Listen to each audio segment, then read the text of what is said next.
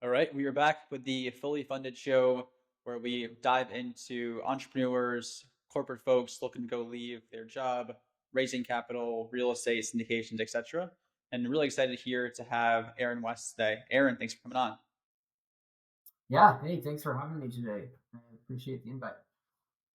Yeah, and on the kind of recent theme too of diving in with folks who have recently left their corporate roles to go do their own thing in some way. I figured Aaron would be a great guest. So, Aaron, do you want to give the audience some background on yourself, when you left your job, and kind of what you're focusing on that got you to be able to get to that point? Yeah, for sure. So I say I would be kind of your stereotypical corporate ladder guy. I went did school, undergrad, did MBA, Notre Dame, went and got a great corporate job, worked my way up to doing about 300K a year on the corporate side, and built some great businesses and did really good things there. And then just got to a point where I decided, hey, I want to start building my own. Um, I was able to save up enough to like give myself some cushion and feel comfortable about jumping ship. And so yeah, since June of 2023, been 100% on our own. My wife and I really just kind of chased building our own businesses. Very cool. And what businesses did you go build or buy to really enable that transition from, the $300,000 income, right, in the corporate world to the, ownership, passive side of the house in terms of doing your own thing? Yeah, so I mean, we're pretty heavily focused on the real estate side. So in our as I was still working corporately, like we built a small portfolio, about five rental properties. So that kind of helped us have some passive income. But then my wife, interior designer by trade, we decided to go all in on building business around interior design, which also led to buying a flooring franchise. And so we started a flooring franchise from scratch. We didn't buy like a pre-existing. Uh, there's some pros and cons behind that, and some good Sure. learnings to be had. But I that is in 2023, June of 2023, we bought the flooring franchise, and literally the same month I quit my full time job, and the rest has been history. Certainly some fun rides and ups and downs and it all, but it's been good so far. So on your end too, right? Your wife had the interior design business, and flooring, I assume, is very synergistic to an interior design business, right? You can likely go sell that same flooring to all of her clients. So on your Yeah, end, like, yeah, go for it. I was gonna say like it just made a lot of sense. It's like every project that we would be doing from the design side, most of them are going to be requiring flooring unless they're only wanting furniture. But most of the time, flooring is something that's on everything. And it's also a product that, if you have a house, then you're going to need at some point. And so we felt pretty comfortable going into that.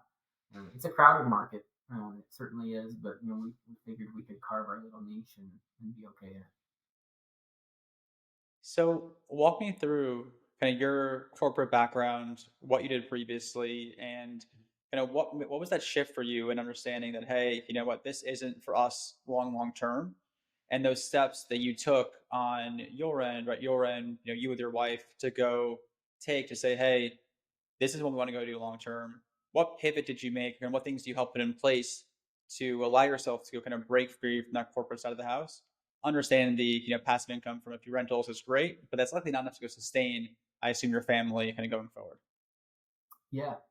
Yeah. So, I mean, so my career was really focused, I'll call it in new business development, um, with an emphasis in marketing. So, my I'll call it my first high paying job outside of when I got my MBA. Um, I was brought in. I was contacted by the CEO, and he essentially said, "We don't have a job for you right now, but we want you to create and build your own job." Uh, like my background was a little bit on the entrepreneurial side. I had started some companies in the past before I went into MBA, and so he said, "Hey, we want you to kind of like we need new revenue channels." And so my official title was new revenue, like director of new revenue. Like go figure out how to make more money doing something we don't do. Um, and so I would say that was exciting for me. It was like a no risk way of like essentially entrepreneurship. Like I got a salary, I was paid for within the company to like try and figure out how to make more money for them. And within a matter of, that was 2017. By 2020, um, we had built that revenue line, and it was one of the lines that was extremely uh, useful in the terms of acquisition because we had diversified revenue, recurring revenue. And so built that line from literally zero or negative to when I left, we were doing $30 million a year from that little business I built within the larger. And that got me, I'd say like my eyes opened to like leveraging, like leveraging your time versus like selling your time. Um, and like I could only make so much per hour. Uh, but like I made through product sales and through other avenues and leveraging time, I was able to make them $30 million a year. And I wasn't making $30 million a year, and so I was like, okay, well, what can I do that I can sell multiple times in 1 hour, and leverage my time to make more per hour that I could ever do in the service side. And um, we went through a lot of different things. I've looked into lots of different, the easy, the the surface level easy stuff that everybody talks about. But at the end of the day, it made sense to like really build a robust business that we had both service and product sales, um, and that we could continue to scale, um, and that wouldn't require that we could build into like a business that didn't require our time every single day, 9 to 5 type of stuff. Sure. Yeah, you made a really good point too. Like I think a lot of people, when you look at the corporate world and you see what your earnings are versus how much the company themselves profited for the work that you did, right? So, do you know what kind of margin that company operated at? Yeah, the margins are very high. Like it's in the tech side that you're talking like 60 to 80% margins. So even call it 60, right? That $30 million business book that you grew, that's $18 million a year of bottom line. A tech valuation is some decent multiple in terms of the enterprise value of that 30 or $18 million as well. And you lose both those things, right? You lose scale on your time, and you also lose the enterprise value that you help create, right? Unless you have some kind of ownership in the company, which is tougher to get at larger firms at times too. We're going Yeah. to look at the piece that you own yourself. Well, and it's like they'll also give it to you, and like you get locked in that golden handcuff situation, and it's like it really limits your ability to leave. Like I left. I mean, at the time, it was valued at 500K in an equity package that I walked away from. That was expected. Every year would have grown, and they would have gotten more each year, and then that was expected to grow at 30% per year. Because I had to walk away from a lot. Like it wasn't small amounts. Ended up walking away. Like if you put a 5 year time horizon on it, I walked away from millions. But for me, it's funny. My wife and I were talking about it just yesterday. It's like we have a trip planned in January, and we're trying to get some people to come with us to Roatan. We're like, hey, we got the house, we got a beach house in Roatan. It's like second largest reef. Like, come hang with us. And everybody's like, oh, I'd love to. We can't get work off. And like, to me, that was a big thing is like, I wanted to be able to own my own time. And I didn't want to be, even before I was in that same boat. It was like, Yeah. I make a lot of money, but I can't actually like, enjoy it. Like if somebody offered me a free vacation, I have to get approval to go. And so that was I would literally were talking about it this week because we just booked a trip at the last minute and we're like, hey, everybody come, but nobody can come. It's like it's Yeah. amazing. No, I totally get it. And it's something I think I actually posted this morning too earlier. And like your just metrics of what you value change a lot. And having people to go do those things with, I think is super important. Like why honestly one of the reasons why we're created fully funded, right? In terms of mastermind of people who are all looking to go accomplish the same thing, right? Leaving their corporate jobs, who are looking to go build a sense of community, and having people around you who have been there and done that and have that level of relatability connection is huge. And when you Yeah, look at going into like buying back your time and having the optionality, you know, most people, if you make, $400,000 a year or $500,000 a year, your life's not dramatically different, right? I think at every stage of income, it's similar as well, where things that really are valued of, okay, I have a friend in town today. Can I go call off everything, go hang out with that person who's in town for this one day? Or can I go book a trip last minute to a, reef somewhere and go and have people that I want to go with me, right? So I think your kind of values and stuff shift when you look at that, things like that as well. yeah, yeah. I mean, for us, we were in a unique situation that we could, step away, and I think it's like you don't get back to making the same amount of money instantly, but it's like you instantly feel the value of time. um, and that is pretty valuable, at least for me.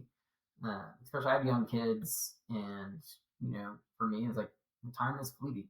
You only have so many summer Sure. vacations with them before they're gone. You know? So now, like, how do you think about your day differently, right? Do you block out certain times for family, for your kids? Like, what do you do differently now that you have more control of your schedule? You still now own the responsibility of making sure your family can go survive Yeah. and thrive, but how do you break out your time differently in terms of your schedule, your structure, right? Things like that. Yeah, I mean that was a hard thing for me to figure out, and to some Yeah, extent, we're always still trying to figure that out, right?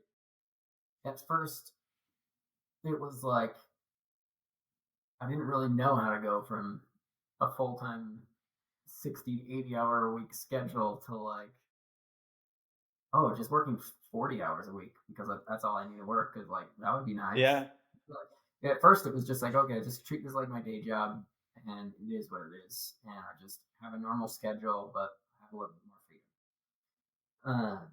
And then, I would say it took us a year to really like get more stable and comfortable in the business, that like there wasn't that stress of running out of money, like the reality of it.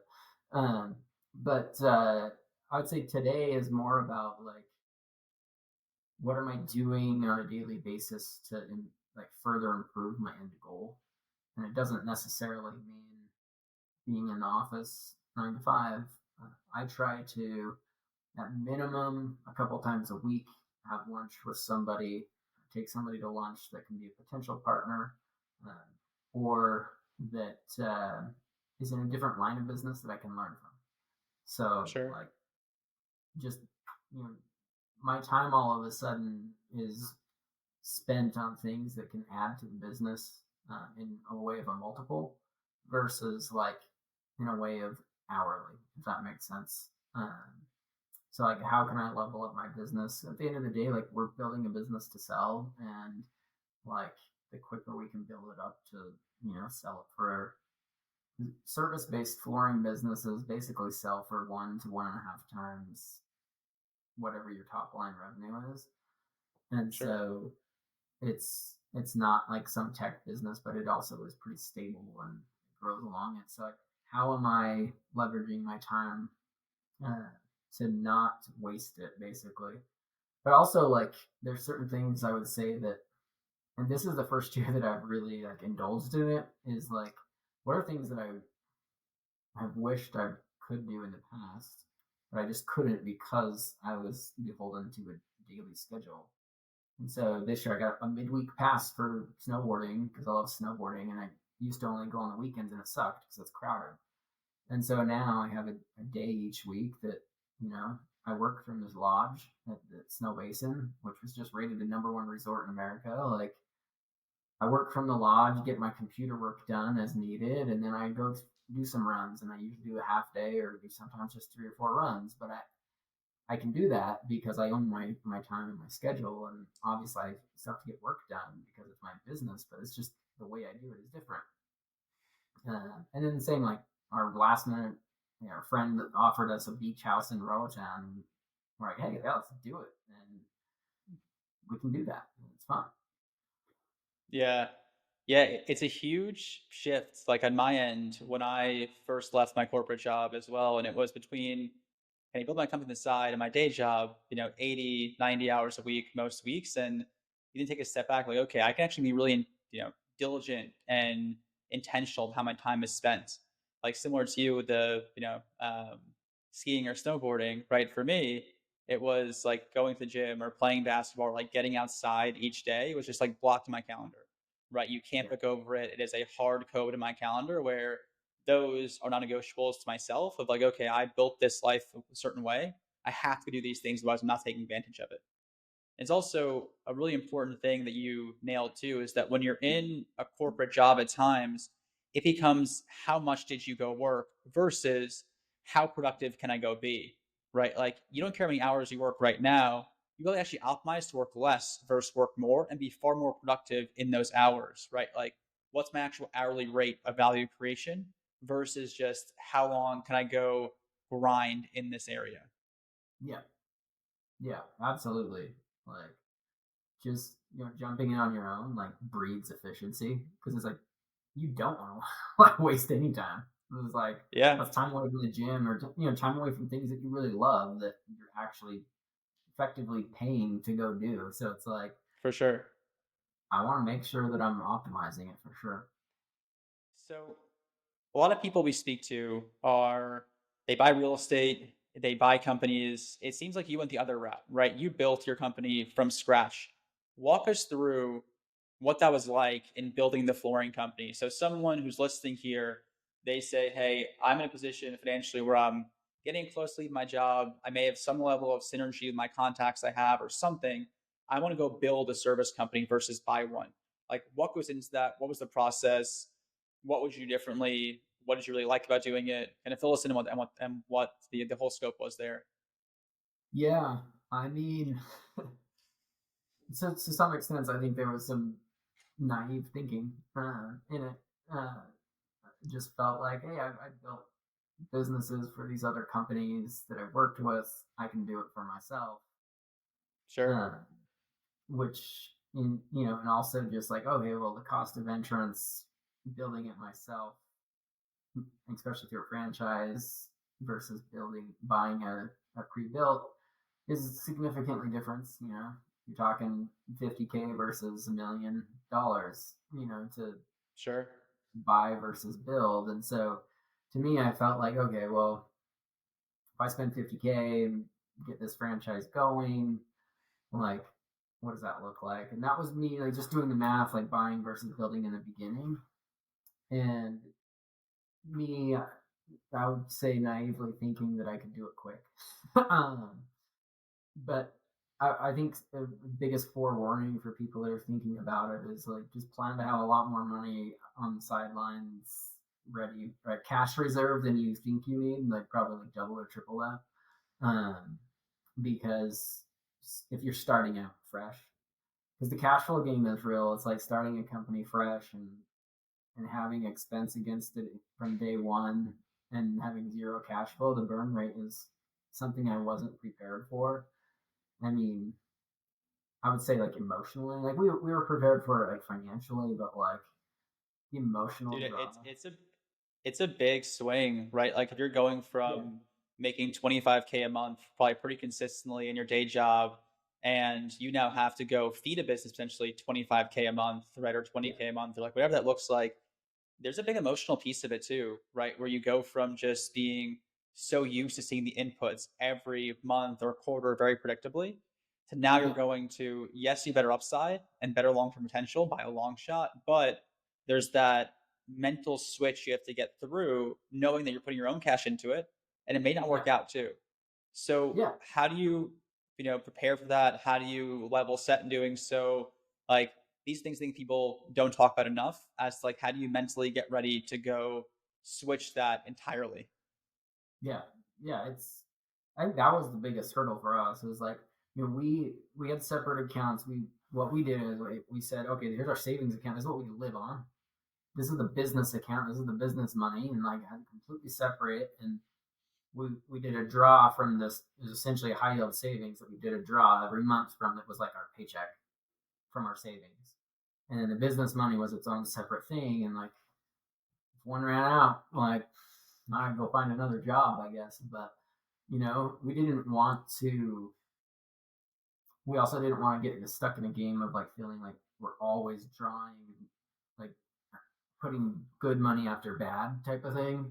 Um, Sure. and so we pretty much defined what we were gonna, you know, invest in the business on our own. And if we didn't make it, then figure something else out without taking away and putting our family in a different lifestyle. So like we had enough that we could maintain our current lifestyle um, for a couple of years without drastic changes. We got rid of certain things. We got rid of like having a cleaner coming in more often than not, or we used to have somebody do our laundry that like we got away with. Now we do our own laundry, but like little things like that. That for the most part, we were keeping our same lifestyle, and that it made it less stressful because of the way we like put it together. But like me behind the scenes, I was like, there were days where I was going out of my mind because it's like, okay, I'm used to having positive income every single month hit my account and watching it grow. Like Yeah. that's the reality of it. And now it was literally the opposite of negative income every single month and watching it deplete. And I was like, man, that's really hard to look at month after month and not knowing if there's an end in sight. Like it's just the emotional issue aspect of it. Yeah, no, I totally get it. And I think a lot of people, not everyone's meant for entrepreneurship in their own way, right? Some people don't have the ability or the desire to have that level of up and down, right? In terms of taking, 2, 3, 4 steps back to go take 10, 20 steps forward eventually, right? Because there's Yep. that, it's not a linear path. Like in the corporate world, you come in, you make X, you maybe at X plus a few percent, it kind of keeps going up. New title, your comp jumps and stuff like that as well. But you're gonna have likely linear-ish growth in the corporate Yeah. world if you're gonna work and climb the corporate ladder. But if you're doing your own thing, you're gonna have it's going to be up and down, but ideally your end state is far, far higher. And the structure in which you get to that end state is a structure in which you can go spend a day at a ski resort every week, right? Go travel on a random week in January, go spend time with your kids during their summers, right? Go be around during, bedtime and take them to school and such as well, right? Like you have those different areas you sacrifice for. So for you, if you're talking to someone who's starting out, like what advice do you have for someone who's looking to go start their own business, whether it be starting, buying, or kind of just making that pivot from employee to owner? Yeah. I mean, I think there's different advice like buying versus selling. I think or buying versus building new. I'll call it that. Sorry. Uh, Sure. if you're buying um, a pre-existing business, which honestly I would, if I do it over again, I would. I'd buy pre-existing. Um, it's more about management and understanding your cash flow game and understanding like how to run a business, like from the books. And if you're building new, it's that multiplied by It's all what of the it. free. How do I get my first client? Like, how do I get recurring clients? Like, it's just like jumping into the deep end. And like, yeah, there's potentially bigger upside, but not really. Like, you get more equity, you get sweat equity, put it that way. Like, but you also don't have instant cash flows. Like, 100% hands down if I were to do it again. And we're only a year and a half in, and now we're at this place where we're more stabilized. But even with that, I was looking at buying a business for $1 million that would have been positive cash flow from day zero, and I would have bought that hands down Yeah. if I did it again.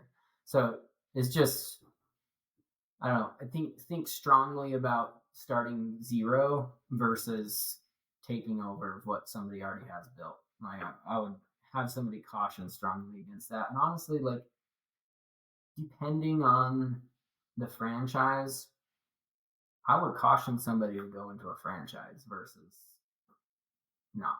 Like in hindsight, like I'd probably only buy a franchise if it had stable, predictable cash flow and was an operating business. I don't think I would start my own franchise again, depending on what the franchise is. But like, if it's a franchise that requires the name, like, oh, I want to start a McDonald's, like, I want to start a fast food joint, like, yeah, like, but like for me, the flooring one, it didn't really require a name. Like, Sure. I, if, in hindsight, like, I think especially if I was gonna like do what I did and start it from zero, I would have been better off starting from zero without the franchise and not having to pay the franchise fees and all of that that goes along with it. So yeah, if you're gonna start from zero, probably don't buy a franchise. If you do go the franchise route, buy one that has predictable cash flow. Yeah, it's smart and make a great point too. Like I think when you look at buying a company in that size, with $1 million company, there's so many great loan programs like the SBA in which you can go very minimal cash down if it's very predictable, Oh yeah, right? In terms of taking on, a level of meaningful debt, but you're buying that predictability in the business, right? And it may set you back a little bit on an exit in the future, but it also makes that gap period, that bridge from purchase to cash flow a lot more sustainable for a lot of folks as well. for sure, for sure. And like what I would say is like it's like my plan has always been to essentially build out a portfolio of businesses, and we're starting another one like literally like right now, and January 1 will be our launch date. But um again, I would buy the first one and then start all the others. Like There you go. just save yourself the stress of the cash flow issue.